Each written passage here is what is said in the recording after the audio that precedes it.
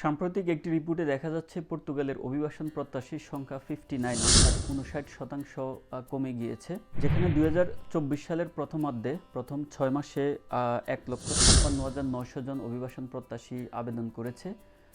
সেই সংখ্যা শেষার্ধে গিয়ে 2024 সালের অর্থাৎ পরের 6 মাসে গিয়ে সেটি দাঁড়িয়েছে মাত্র 64,848 জনে। আমরা জানি যে 2024 সালের জুনের 3 তারিখে পর্তুগালের সরকার হঠাৎ করেই অভিবাসন সহজসত্ত্বে অভিবাসনটি বন্ধ করে দেয়। তারই পরিপ্রেক্ষিতে মূলত এই ধরনের পতন হয়েছে অভিবাসন প্রত্যাশীদের। 2017 সালে যখন এই আইনটি পাশ হয় তখন পর্তুগালের অভিবাসীর সংখ্যা ছিল মাত্র 4 লক্ষ, যেটি হচ্ছে পর্তুগালের জনসংখ্যার 4%।